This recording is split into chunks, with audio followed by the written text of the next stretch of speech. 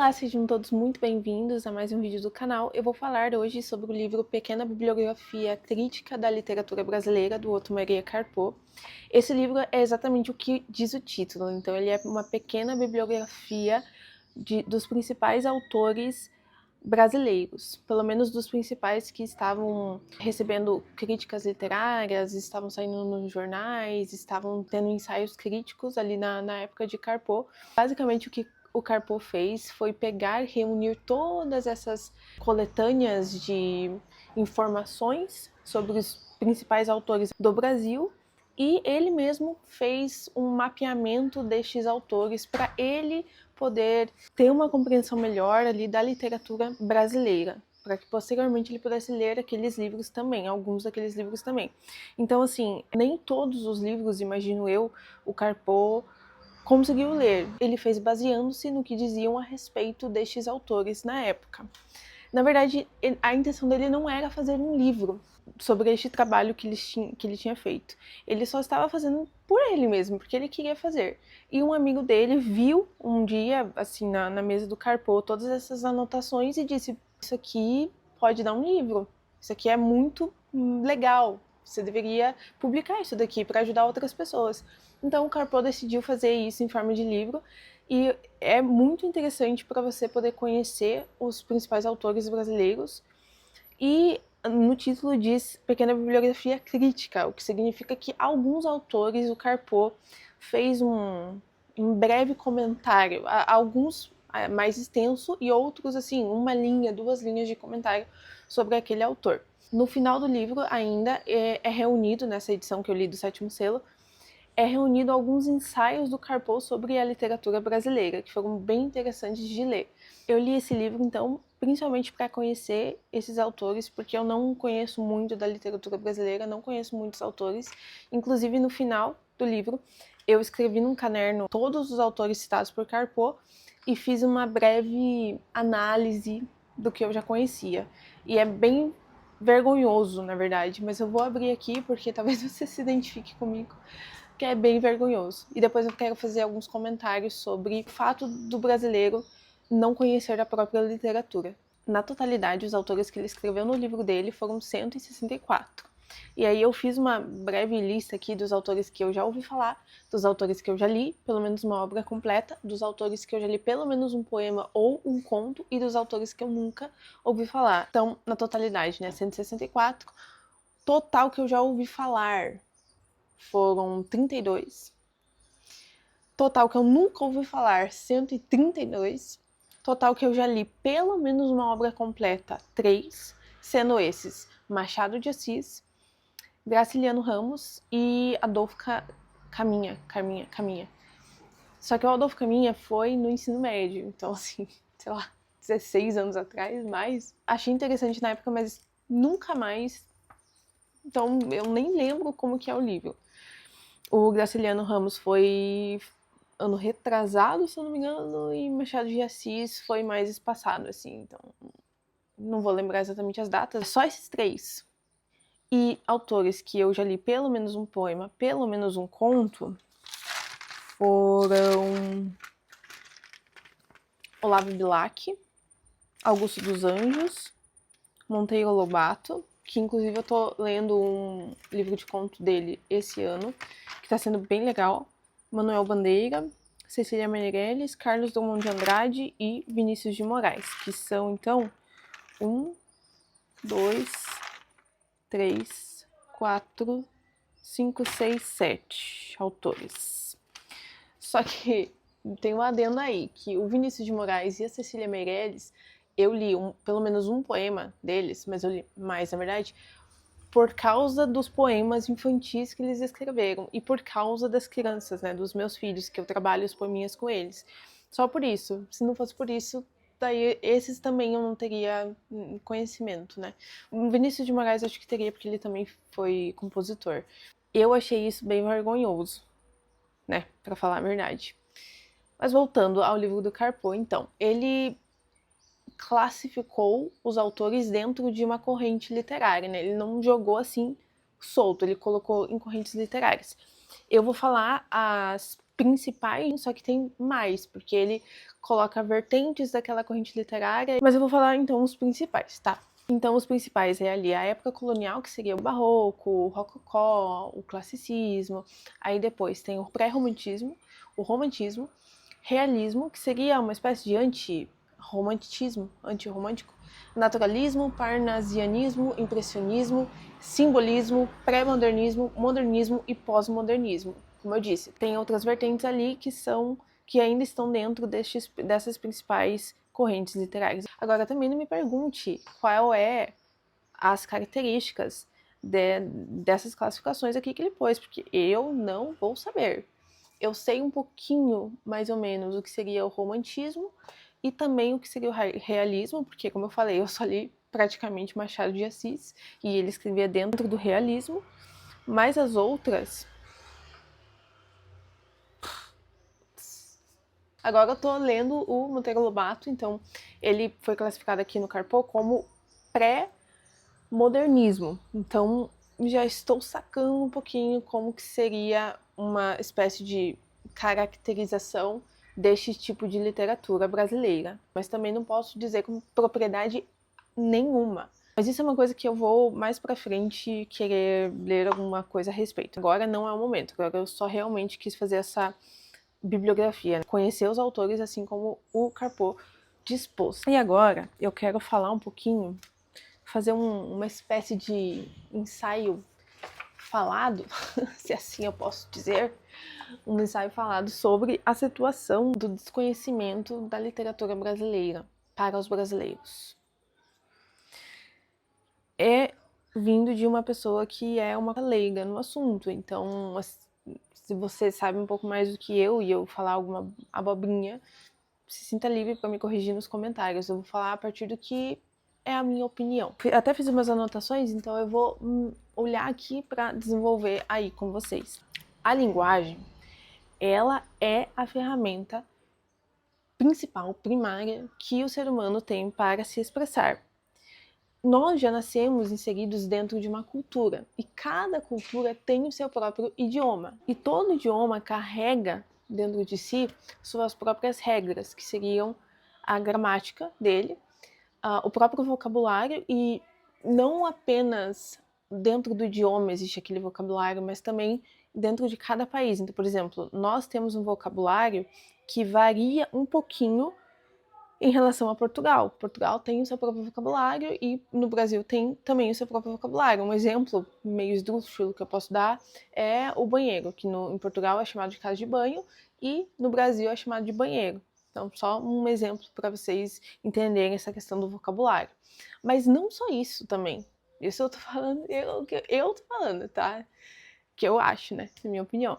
Tem, então, as próprias regras, que é a gramática, o próprio vocabulário e a própria musicalidade. Eu vou dar o exemplo também de Portugal com o Brasil.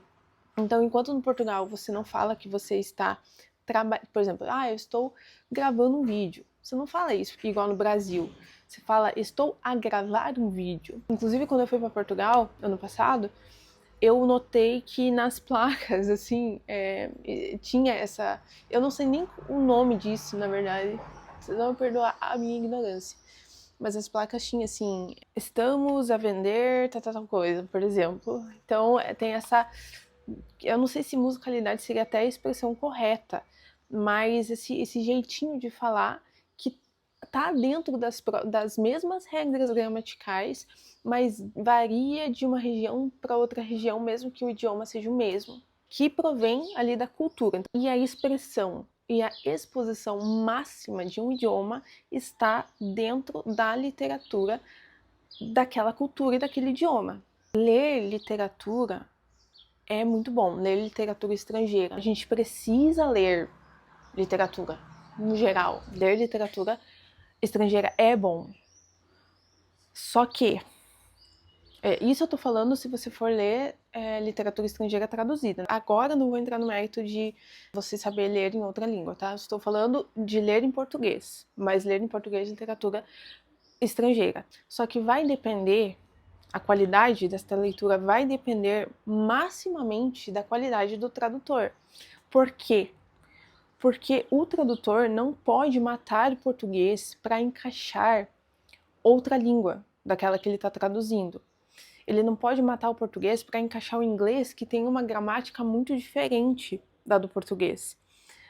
Acontece isso também mesmo com línguas irmãs do português, então se você vai traduzir o espanhol para o português, pode acontecer também, mas o inglês é mais grave. E como o inglês é a língua da cultura, deste momento, né, da contemporaneidade, é muito comum que aconteçam anglicismos. Inclusive, o anglicismo, ele está muito presente na nossa linguagem do dia a dia. Então, o tradutor ele tem que ter um nível de domínio do português muito grande para ele não assassinar o português para encaixar o inglês. Tem uma influencer que eu gosto muito, ela não é exatamente uma influencer, é uma tradutora que eu sigo, que eu gosto muito dela, ela é a esposa do Pedro Sete, é a Priscila Catão. E ela fala um pouquinho sobre essas coisas que eu estou falando aqui no perfil dela, sobre anglicismo e o quanto isso vai assassinando o nosso idioma, o português. Eu, inclusive, peguei esses exemplos que eu vou dar no perfil dela. Alguns exemplos de anglicismo seriam: você com certeza já viu alguém escrevendo assim na internet: agora vou discorrer sobre... ponto final. Ou seja, você não colocar uma outra palavra depois do sobre, o sobre fica lá, no além, flutuando. Vou discorrer sobre. Isso é um anglicismo. Tá matando ali o português para encaixar o inglês, que é uma coisa que não dá para fazer.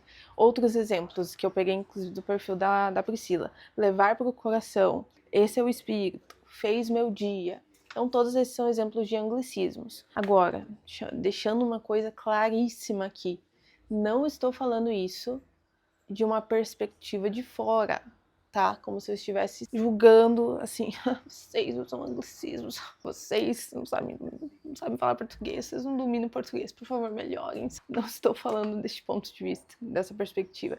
Estou me inserindo junto. Uso muito anglicismo, né? Quando eu fui no perfil da Priscila, inclusive, para gravar esse vídeo, eu dei uma passada lá no perfil dela. Eu vi que muitos anglicismos eu uso no dia a dia, e escrevi um texto esses dias, semana passada, e está lá presente alguns exemplos de anglicismos que ela comentou no perfil dela. É uma coisa que virou um hábito na nossa maneira de falar, de usar expressões em inglês, só que traduzidas literalmente para o português, mas que na verdade estão erradas. Às vezes, não exatamente gramaticalmente errada. Às vezes, gramaticalmente não está errada, mas são expressões estranhas à língua portuguesa. E isso vai matando a musicalidade do português, do idioma. E eu estou inserida dentro disso. Também faço uso de vários anglicismos. Outra coisa que eu quero também comentar é, esses dias, faz acho que uns 2 meses, eu peguei meu TCC para ler. Para quem não sabe, eu sou formada em licenciatura em música, e o meu TCC, o tema dele foi sobre aquisição de segundo idioma, a influência da música na aquisição de um segundo idioma, porque eu falo inglês faz muitos anos, aprendi sozinha na adolescência. Aprendi sozinha significa que eu aprendi com música, com série, lendo Tumblr, basicamente isso. Mas, assim, de forma meio que obsessiva. E por muitas horas durante o dia e por muitos anos. Então, comecei a aprender com 13 anos e, sei lá, digamos que com 17, 18 eu já era fluente, ou pelo menos nível B2. Porque eu fazia essas coisas de forma obsessiva, entendeu? Então dá pra ver que eu não tinha também muitos amigos, né? E não dava muitos rolês também. Então, não recomendo, mas de qualquer forma foi a forma que eu aprendi. Isso me trouxe vários benefícios na vida adulta, né? Meu primeiro emprego de verdade foi numa escola bilíngue, ou melhor, numa escola internacional em que eu precisava usar o inglês. Então isso, na verdade, foi uma coisa muito positiva. Só que, peraí, vamos com calma, né? O que aconteceu? Eu vivia muito o inglês, porque no trabalho praticamente só falava em inglês, na maioria do tempo. E precisava fazer as aulas em inglês também. E aí o que acabou acontecendo é que, na minha cabeça, eu queria juntar essas duas coisas, música e inglês. Inclusive, quando eu li o TCC, eu pensei, cara, esse tema é muito legal para desenvolver agora, hoje em dia. Se eu quiser desenvolver um tema assim, é muito interessante. Mas eu li o meu TCC quase chorando de desgosto. De verdade. Por quê? Porque aquele negócio, que eu vou chamar de negócio, porque não é um trabalho sério, matou o português a paulada, a tamancada. Coitado do português. Eu usei tanto anglicismo naquele trabalho. Eu usei muitas fontes, né, muitas referências em inglês, porque afinal de contas, né, o tema do trabalho é como a música influencia a aquisição de segundo idioma, né, então eu tinha que mostrar um pouquinho de... Claro que eu vou usar referências em inglês, né, por favor. E acabou que eu fazia muitas traduções diretas e é assim, muito vergonhoso o tamanho de erros gramaticais que tinha lá dentro, o tamanho de anglicismos que eu coloquei lá dentro, e nenhum professor, nenhum mísero professor me avisou, me corrigiu. Não, nem meu orientador, nem outros professores que eu fui pedir algum tipo de conselho, nem os professores da banca que supostamente leram o trabalho, nem a professora que corrigiu meu TCC e me enviou por e-mail corrigido, nenhum deles falou sobre isso. Porque as correções que eles me faziam, eu ia lá e tentava corrigir, mas nenhum se atentou sobre isso. Então aí me leva para um outro ponto que eu quero falar nesse vídeo também, que é sobre o analfabetismo funcional. Analfabetismo funcional é um termo que não faz sentido em si, mas significa dizer que uma pessoa, mesmo sabendo decodificar as letrinhas e ler o que está escrito, ela não consegue compreender o sentido daquilo, não consegue interpretar aquilo, não consegue nem reescrever ou parafrasear ou falar ou explicar aquilo que está sendo lido. Não dominar o próprio idioma é analfabetismo funcional. O que significa que, assim, até vou fazer um adendo, que é uma coisa engraçadíssima que eu acho. Saiu um estudo, acho que faz uns 2 anos, que no Brasil cerca de 92% dos brasileiros são analfabetos funcionais e 8% não são. E eu vi muitas pessoas compartilhando nos stories e fazendo textos sobre isso, mas todo mundo que falou sobre isso estava falando pela perspectiva de que, gente, melhorem, né? Por favor. Ai, como eu sofro, sabe? Eu estou dentro desses 8% e é muito difícil conviver com isso, porque vocês simplesmente não sabem falar, sabe? Assim, meio que nesta pegada que as pessoas estavam comentando. Todo mundo, ou seja, né, em outras palavras, todo mundo que estava falando sobre isso estava falando, se colocando fora da porcentagem de analfabetos funcionais. Eu li aquilo e pensei, cara, é óbvio que eu faço parte dos analfabetos funcionais. Quase todo mundo. Pouquíssimas pessoas não fazem. Pouquíssimas pessoas não fazem. Geralmente os intelectuais brasileiros, que não são muito, mas estão surgindo graças a Deus. Eu me coloco sim como uma analfabeta funcional, porque eu não domino meu próprio idioma. Eu uso muitos anglicismos ainda, por mais que você não erre gramaticalmente a forma de falar e a forma de escrever, mesmo assim, se você não domina ali o teu próprio idioma, é uma coisa grave. E se a linguagem é a ferramenta que o ser humano usa para se expressar e ela depende do idioma para ser expressa, e cada cultura tem o seu próprio idioma, né? O seu país ali tem o seu próprio idioma, e a expressão máxima deste idioma é dentro de sua literatura, e você não lê literatura do seu próprio país, você inevitavelmente, principalmente se é ali no teu meio, né, no nosso dia a dia, no nosso mundo, a linguagem tá tão pobre, né, empobrecida pelos meios de comunicação, você não ler literatura brasileira é muito grave, sim. Então, a solução para tudo isso que eu estou falando é você ler literatura brasileira. Tá? E aqui eu não estou falando que você não deva ler literatura estrangeira ou que você não deva aprender outro idioma. Inclusive, eu acho muito importante você aprender inglês, muito importante você aprender inglês, porque o inglês é a língua da cultura dos nossos dias. Então você tem que saber inglês, você tem que saber inglês. Só que você não pode colocar o inglês sacrificando o português, porque o português é a tua cultura, é a tua língua, é a tua forma de expressar. A não ser que você odeie radicalmente o Brasil, você odeie radicalmente a língua portuguesa, que se você odeia a língua portuguesa, você é um tolo, você não sabe o que você está falando. A língua portuguesa é muito rica, muito superior ao inglês, inclusive. Você não pode aprender uma língua sacrificando a tua própria. E às vezes, digo até mais, aprender uma língua estrangeira te abre muitas portas, me abriu muitas portas, mas eu acho que o ideal seria você ou dominar o seu próprio idioma antes de aprender outra língua, ou você, ao mesmo tempo em que está aprendendo outra língua, você busque dominar o seu próprio idioma. Para aí depois você ir para outras línguas, se isso for possível, né? Agora, se você tá ali numa oportunidade de emprego, você tá em outro país, você precisa urgentemente aprender aquela língua daquele país, isso é uma coisa. Mas, idealmente, o melhor seria isso, você dominar o teu próprio idioma, para daí depois você aprender uma língua, ou você aprender uma outra língua junto com o seu estudo do seu próprio idioma, para você dominar o teu próprio idioma, tá? Mas enfim, esse foi uma resenha meio ensaística. Existe essa palavra? Não sei. Porque eu queria fazer esses breves comentários aqui, porque ficou isso na minha cabeça muito dentro da minha cabeça depois que eu terminei a leitura do livro do Carpo. Eu fiquei pensando muito, refletindo muito sobre o quanto você não ler literatura brasileira é muito grave, sim. Eu vou começar por mim, vou procurar ler mais literatura brasileira.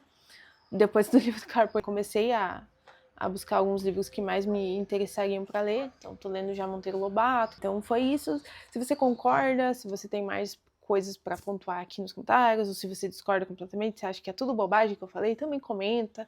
Quero saber o que as pessoas pensam sobre isso. Essa é a minha opinião. E até o próximo vídeo.